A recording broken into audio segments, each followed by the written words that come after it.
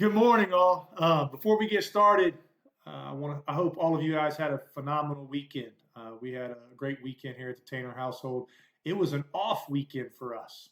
So, if you're a coach or a sports parent, you realize how deceptive that word off weekend really is. But it was one of a handful of weekends throughout the year, maybe 5 to 10 weekends throughout the year, where we didn't have a football game and football commitment. We didn't have a softball tournament that we were involved with, or we weren't hosting 30 plus people for a family get together at our house over a holiday. So there's probably 5 to 10 weekends throughout the year that fall into that category. It definitely doesn't mean that we were sitting around though.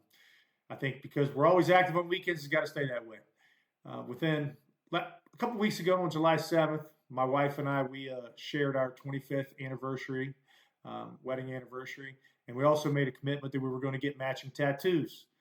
The appointment for that was on this Friday, so we both picked up our matching tattoos. Also, Chloe and I fulfilled one of the things that she said she wanted to do at the very start of the summer. She said she wanted to be able to get out and go fishing. So this was actually the second time we were out, but this is the first time that we were able to go out and go fishing, just her and I. Before we went with her cousin Maylee and we went out.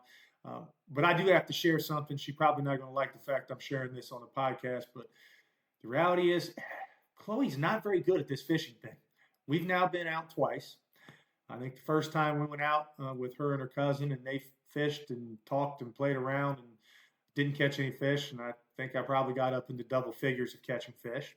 Then when we went out this weekend, as I was pulling in my 15th or so fish of the day, she still was being skunked. And I said, I really started feeling bad.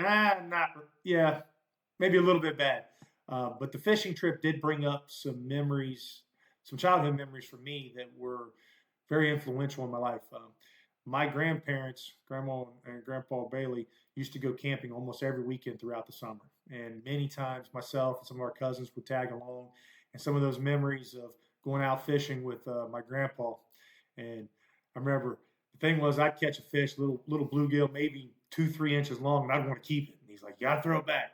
The number of little small bluegill that my grandpa cleaned because I refused to put them back just stands out. Some of those small memories, while they weren't huge moments, they're some of the best memories that you have. Those quiet mornings or afternoons out with a fishing pole in your hand. Along with that, we still squeezed in a couple softball workouts. She didn't miss a day during that process, so we squeezed in those softball workouts, and I managed to get 3 training sessions in myself, even though I had to pull off on one of them a little bit because of the fresh tattoo, not wanting to completely damage it. So the only thing I failed to do this weekend and really get in a couple weeks ago, or a few weeks ago now, I got a new bottle of RD1 bourbon that is aged 10 years and wanted to get an opportunity in order to taste it. Forgot to do it. So maybe I'll have to save that for next weekend and fix it. Also, one more thing, if you notice and you've been watching, maybe just been listening to the podcast, but maybe you've been watching some of them over the past 4 or 5 weeks, I wanted to just get it started. I had to get it started. But if you looked in the background was terrible. So terrible that finally someone said something to me. Coach Nickel brought it up. We were talking about the podcast last week, and he said maybe it'll be Coach and Bill and Andrea's contribution to the podcast. Maybe they'll get me something to have in the background. So I took that as get your shit together, Tanner, and get an actual background in. So we also designed a little bit of a background. We can grow from here, but a background with the 1-2 tempo, us plaque in the background, Queen of Victory, and my jersey and the football over my left shoulder on the video here is a football that my offensive line bag company put together and signed and gave it to me as they were finishing up their careers. So it might bring me back around to the tattoo, the matching tattoo that I got this weekend with my wife. The one on my other shoulder, on my right shoulder, is one that was designed that I maybe won in a bet, but I made a bet with my offensive line back in the 2011 season said if we win our last 7 games, we score over 40 points per game. We have over 2,500 yards passing on the year and over 2,000 yards rushing on the year. I would get the bad company tattoo with them that all of them sport. But I said it had to be a little bit different. So I designed mine a little bit different. But it has the shield and the bad company and the wings, everything that our offensive line group had at that time. So, but before we jump completely into our podcast for the day, I also want to reach out a little bit to you guys. Before we jump to today's episode, if you're getting value from these conversations, I'd really appreciate you helping us build the community. We're only going to build it behind great people like yourselves. Subscribe wherever you listen, whether that be on YouTube, Spotify. Follow us on the 1-2 Tempo social channels that we're going to be launching the professional version of those this week. You can still follow the podcast and some of the upcoming things in our personal channels, but we're also going to have them on those professional channels. This is going to be a little bit of a slow growth process because we are getting ready to go into football season. So we're going to continue to get out the podcast throughout the season, but we're going to look to try to expand upon it. The initial members in the UU community and the 1-2 Tempo Us community that are starting to build our podcast in the 28 days that we've had it here, we've had pushing close to 1,000 different views. We've also, built the hours up that we're in here, 100 plus hours of people that have spent time and starting to invest in the process. I can promise you one thing. I'd love to hear from you about future topics that we may have and want to dive into, help us build this channel. So you can leave a comment, send me a direct message, send me a text, give me a call, or tell me what topics you'd like to tackle, see me tackle next or us go into. Some of the best episodes, I think, in the future will probably come directly from your questions. So as this podcast grows, so will the conversation. We're going to continue to build it. Obviously, football was my first language, and there's going to be a lot of football, and we may expand the football portion into some technical things as the season gets going as well, and to some current events. But it's going to expand into leadership, parenting, the personal excellence, strength training, recruiting, current issues in sports, and conversations about with people, because we are going to work to expand this into a guest podcast as well with some remarkable stories that are worth sharing. The goal of the podcast was never just to build a podcast. It was to build a community. It was to build a brand. The 1-2 Tempo Us brand that has been a part of my coaching career and my life for as long as I can remember at this point in time. But it's to build this community, build it with great people who choose growth over comfort. So now, let's get to work. This episode today is part of a series that will be completed over the next year as part of the 1-2 Tempo Us podcast. It was one of the most difficult I've ever chosen to record. It took courage and conviction for me to go down this road.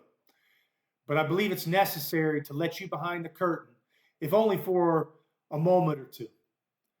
In coaching and in life, we all face crucibles that forever shape who we become. This conversation isn't about revisiting tragedy for its own sake. It's about revealing a little more of who I am, and more importantly, why I became the coach, the man, and the leader I am today. The truth is, no one truly knows who they are when they're standing safely on the shore. You only discover your character when life throws you into the deep end and demands that you swim. Those moments don't simply test us, they reveal us. And if we're willing to learn from them, they can redefine us. Those are the moments in life when experience isn't enough, when leadership books don't have an answer, when there isn't an exact playbook or strategy to follow, when there isn't even a right answer. I call those moments deep waters. This isn't really a football story. In fact, it happened years before I ever decided to coach. Maybe had an inkling I might want to coach, but I hadn't coached my first drill. Before I ever blew a whistle as a coach, before I ever stepped into a weight room and coached that first strength and conditioning group. Looking back, though, at the story, I think life was preparing me for leadership long before I knew I'd ever become one. Now, my grandpa, Charles Bailey, and his family was from Kentucky. He was one of those guys that never really ever had to tell you he was tough. You knew he was tough. You knew it. If you look at the Bailey family, all of us have always been built a little differently. Most of us look like fullbacks and linebackers rather than marathon runners. We're the big physical type of guys. Now, my grandpa, even into his early 60s, he would sit by the table sometimes and flex his bicep. And he had that bicep that looked like I'd been working hard in the factory, working hard in the mines, working hard, looked like the construction worker look. He worked at Cardinal Foods, retired from there. He provided for his family. He didn't complain. My mom used to tell me a story when I was growing up that captures really who he was. One night, she got a phone call, as she recalled, from a place called the Big Nickel Bar. They told her, you better come get your dad. A group of guys had been harassing him, and they'd been kind of going back and forth a little bit. Eventually, they jumped him in the parking lot. By the time she arrived to pick him up, there was already an ambulance there. Now, not for Grandpa, for the other guys. When he got in the car, my mom says she asked him, like, what happened? Well, they jumped me. They should have never let me back up. In my mind, that was toughness. At least that's what I thought toughness was at the time. And as I grew a little bit older and my grandpa grew a little bit older, I actually started watching, and I watched as his body began to fail. Diabetes. Lost half of both of his feet. Amputations. Some infections from them. Additional health problems. Eventually, congestive heart failure. One diagnosis after another. Eventually, on one of his trips to the doctors, to the hospital, he was told, there's not much we can do. You'll probably just go to sleep and you'll die in your sleep. Now, I think a lot of people probably would have went home defeated, climbed into bed and accepted at some point in time it's going to happen. My grandpa, he refused. He wouldn't lie down. Not because he thought he was going to beat death. He was simply too stubborn and had too much fight in him to surrender to it. He set up, I think, for the remainder of his life, to be honest with you. He stayed upright. He would stay up in the middle of the night playing solitaire, sitting at the dining room table, hour after hour, day after day, month after month. He sat there and played. This was during my sophomore year of college, and when I was home and back and forth a little bit, many times dealing with some of the things that were going on with mom's health at that time, I'd stop by my grandparents' house whenever I came home. I'd stop in late because I knew, at that time, Grandma would be in bed and he'd be up late at night. We'd play cards together. Sometimes we'd talk, but a lot of times we barely said anything at all. We just played cards. He went from playing solitaire to being able to play some double-handed euchre with his grandson. Now, when I went there, I knew I wasn't going to fix anything. There was nothing I could do. I knew he was fighting a battle that he ultimately couldn't win. I just couldn't bear the thought of him fighting it alone. Now, one of those nights, and I stopped by there many nights, one of those nights, I don't know, I felt compelled to stay a little bit longer than usual. We played cards, did it really until the sun started coming up. And when I finally walked out the door, I stopped and I looked back. And etched in my mind, I can still see his eyes when I look back. I can see his face. And there was something inside of me that just knew that was probably the last time I'd ever see him alive. I went back to school, and within a week, he was gone. Now, for years, that memory that was etched in my eyes and seeing his eyes when I walked out the door, I thought that memory was about the loss. But I think it was a little bit more. It wasn't just about the lost. That look being etched in my mind really took me decades to understand it. And really understand it begins with the question, what is toughness? I think as a kid, I thought toughness meant winning fights. Remember me and my cousin walking home from the pool out in Hilliard, me and Tony. And I think we fought each other on every single block. Kind of come from a fighting family. Obviously, the big nickel story with my grandpa. He said they shouldn't have let him get up. But that process of watching his body fail, I watched the strongest man I knew as a little kid lose every physical battle.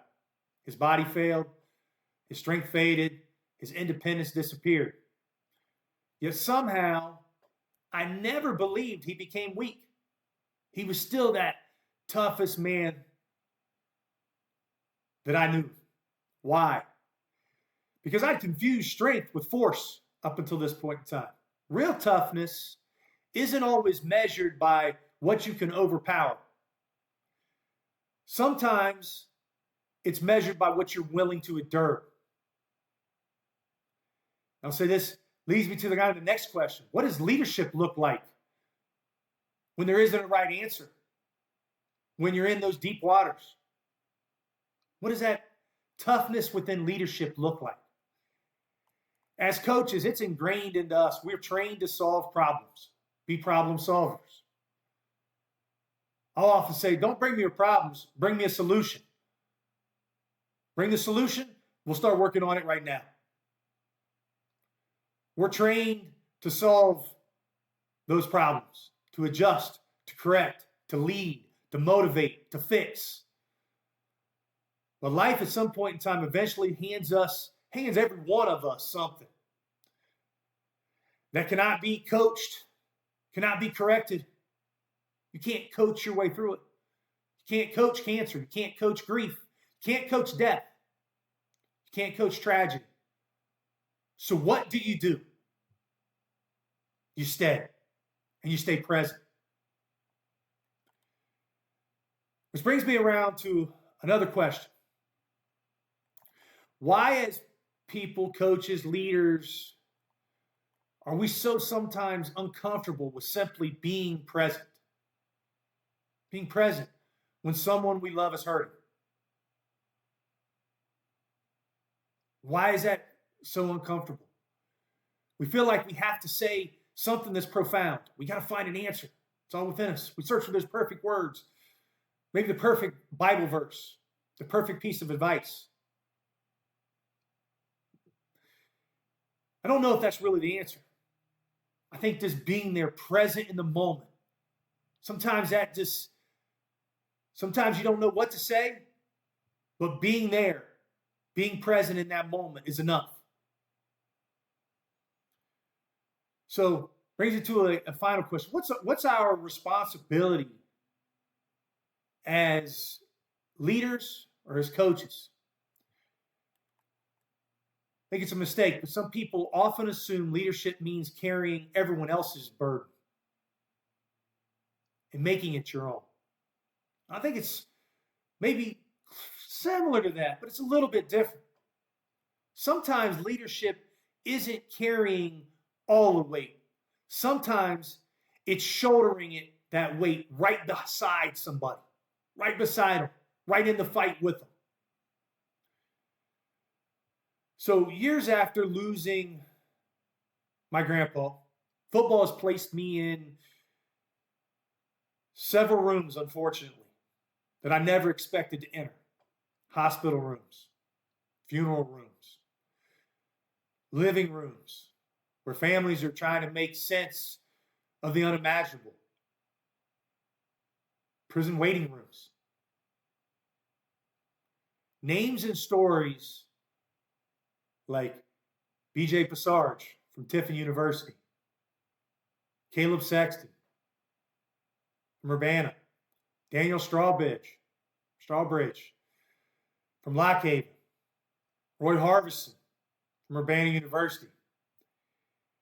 Each one of those can teach us all a lesson, and we all can learn from going through those crucibles and being in those deep waters. And I think each of their stories deserves its own time. So as this develops, we'll dive into all of those difficult moments when we're all in the deep waters. I think those stories definitely deserve their own time. But each of them, when we went through those together as football teams, football families, brought me back to that card table that I used to sit at with my grandpa, with a man who was playing solitaire. And it was time to walk in the room and let's play some double-handed euchre. So, what if the presence is enough? Just being there. Think about this. What if your child doesn't need another lecture? They just need you beside them. What if your spouse doesn't need you to fix everything? They just need to know they're not alone while they're working through their problems. What if your friend doesn't need an answer? They just need someone willing to sit with them in silence. I also recognize this. Sometimes I think the things that I've been through, I'll say it, maybe are a little trivial. They're not really, but I know others have went through a hell of a lot deeper waters and much deeper than mine. Veterans who have watched friends die beside them. Parents who buried their children way too young. Families fighting illnesses that never seem to end. First responders showing up on the doorstep of tragedy. Hospice workers. Peoples whose burdens are almost impossible to comprehend. My experiences aren't greater than theirs. My experience is just simply where I first learned this lesson that my grandpa taught me. There are three kinds of strength. The first is the strength to fight. His Big Nickel story. They should have never let me get up. The second is the strength to endure. One more hand of solitaire, one more sunrise, one more conversation, one more day. Fight for that one more opportunity. And the third is what's taken me years to understand, is the strength to stay by someone's side. Not because you can change the outcome, but because no one should have to fight alone. Deep moments in life when there is no playbook, no perfect answer, no way to undo what has already happened. Those moments redefine leadership. They redefine strength.